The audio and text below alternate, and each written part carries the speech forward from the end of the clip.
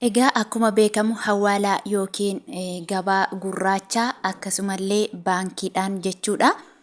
Waa'ee sharafaa irratti guyyaa har'a Agustii 21 bara 2024 baatii 8 jechuudha.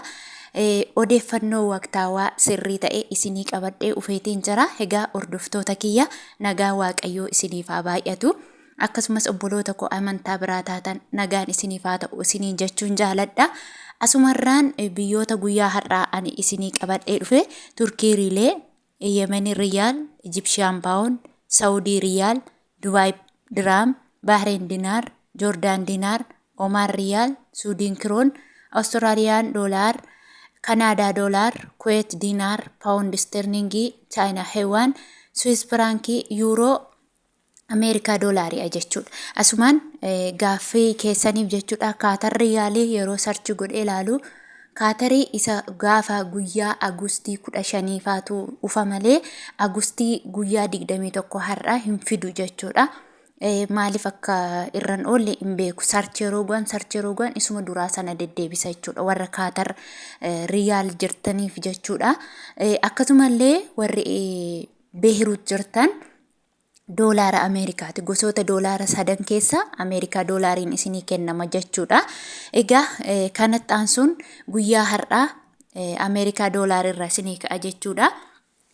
Ameerikaan doolaarri tokko guyyaa har'aa karaa baankii 404.78 karaa gabaa gurraachaa 419.99 kaleessaa fi har'aa garaagarummaa qaba jechuudha. Har'aa doolaara tokko ol dabalee jira. Mee isa kaleessaaf isaarraa wal bukkeetti ilaala. Kaleessa isinii ejjedheen ture jechuudha.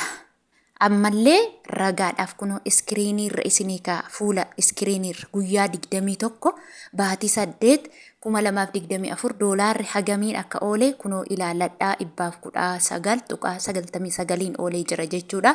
Ilaaladhaa. Hundumasaa akkas iskiriiniirra isinii gochuu immoo xiqqoo yeroo keenya fudhata daqiiqaa 20 ol fudhachuu danda'a. Kanaafiyyuu daddafeen daqiiqaa 10 otoo hin guutiin isinii hima jechuudha. Ragaaf jechuun xiyyaana isinitti agarsiisa ilaalladha. Akkasumallee yuuroodha jechuudha. Inni itti aanu yuuroon tokko guyyaa har'aa karaa baankii 415.25 oolee jira. Karaa gabaa gurraachaa 433.29 oolee jira. Inni itti aanu Swiss frankiidha. Swiss frankiin tokko karaa baankii guyyaa har'aa 420.66 oolee jira. Karaa gabaa gurraachaa 440.31 oolee jira. Inni itti aanu Chaayinaa heewaanidha. Chaayinaa heewaaniin tokko karaa baankii 11.97 karaa gabaa gurraachaa 16.82. Inni itti aanu paawundi sterlingiin tokko karaa baankii 435.33 karaa gabaa gurraachaa 456.22. Inni itti aanu Kuwait diinaaridha. Kuwait diinaarri tokko karaa baankii 461.61 karaa gabaa gurraachaa 392.57. Inni itti aanu Kanaadaa doolaariidha.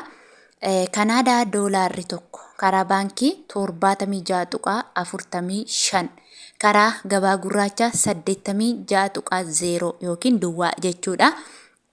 Inni itti aanu Austraaliyaan doolaariidha. Austraaliyaa doolaarri tokko karaa baankii 70.18 karaa gabaa gurraachaa 80.85. Inni itti aanu Suudiin kirooniin tokko karaa baankii 9.15 karaa gabaa gurraachaa 11.73. Inni itti aanu Oman riyaalidha. Oman riyaalli tokko karaa baankii 270.37 karaa gabaa gurraachaa 311.34. Inni itti aanu Oman riyaal. Oman riyaalli tokko karaa baankii 464.84 karaa gabaa gurraachaa 469.11. Inni itti aanu Bahrain diinaar. Bahrain diinaarri tokko karaa baankii 276.20 karaa gabaa gurraachaa 318.31. Inni itti aanu Dubaay Diraam.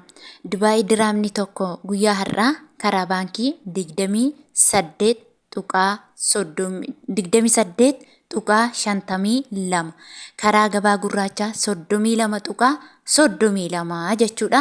Inni itti aanu Saudi Arabiyaa Riyaaliidha. Saudi Arabiyaa Riyaalli tokko karaa baankii 27.92 karaa gabaa gurraachaa 31.95 asirratti Saudi Arabiyaa Riyaalii irratti irra deddeebi'ee isinii hima obboloota koo warra haaraa dhufaniif jechuudha. Akkaataa amma bilaak maarketiin jiruun isiniif hin ergan gabaan bilaak maarketii 31.95 jira. Garuu warri daldalaa haala kanaan isiniif hin ergan baay'ina birrii keessan irratti hundaa'anii isinii ergu. Namoonni birriin keessan baay'ee ta'e 5,000 ol kan qabdan jechuudha. Fakkeenyaaf 5,000 yoo qabaatte 5,000 baay'isuu 1,000 hiruu 32.80 oolee jira jechuudha. Warri birriin keessan 5,000 gadi hanga 500tti ta'e fakkeenya 1,000 yoo ta'u jechuudha. 1,000 baay'isuu 1,000 hiruu 33 oolee jira jechuudha. 33 jettanii argattu. Tokko isheetu 33 miti kaalkuleeta jala yeroo galtan ni argattu. Daldala hunda yoo gaafattanii akkaataa bilaak maarketiin jiruun isiniif hin ergan biyyoota kaanirra. Kun immoo daldaltootatu nyaata natti fakkaata. Akka yaada kiyyatti namni kamillee yoo gaafattan akka gabaan gurraachi jiruun tokko isiniin erganii jechuudha. Inni itti aanu Egyptian Pound. Egyptian Poundiin tokko karaa baankii 2.18 karaa gabaa gurraacha 2.45 inni itti aanu Yemen Riyaalli tokko karaa baankii 0.41 karaa gabaa gurraacha 0.47 inni itti aanu Turkii Riileedha. Turkii Riileen tokko karaa baankii 3.8 karaa gabaa gurraacha 3.53 oolee jira. Egaa gaaffii yaada qabdan qeeqallee qabdan azalatti na barreessuu ni dandeessu nan ariifadha yookiin immoo garmalee suutan jedha akkasumallee sagalee oolan kaasa wayis oolin gadan xiqqeessa yaada qabdan ifa waan isinii ta'uu dide irratti koomentii jalatti kuni ifaa miti jechuu ni dandeessu mirga qabdu waan barbaadan gaafachuu jechuudha. Ani immoo gaaffii keessan deebisuuf dirqama kooti jechuudha. Egaa warri viidiyoon kiyya isinitti tole like share subscribe gochuu hin dagatina akkasumallee jechuudha. Sharafni baankota jechuudha. Baankii hundaan adda jechuudha. Baankota 27 Itoophiyaa keessa jiran keessatti bittaaf gurgurtaan hundisaatillee adda jechuudha. Iddoon tokko biraa Oromiyaa baankiin kan biraa, Nigdi baankiin kan biraa, Awaash baankiin kan biraa, baankonni hundi adda jechuudha. Yeroo sarchi gootan hundisaati garaa isinii ufa. Garuu kan nuti itti fayyadamnu immoo Union Baankii of Itoophiyaa jechuun baankii daldala Itoophiyaa jechuudha. Commercial baankii jechuudha.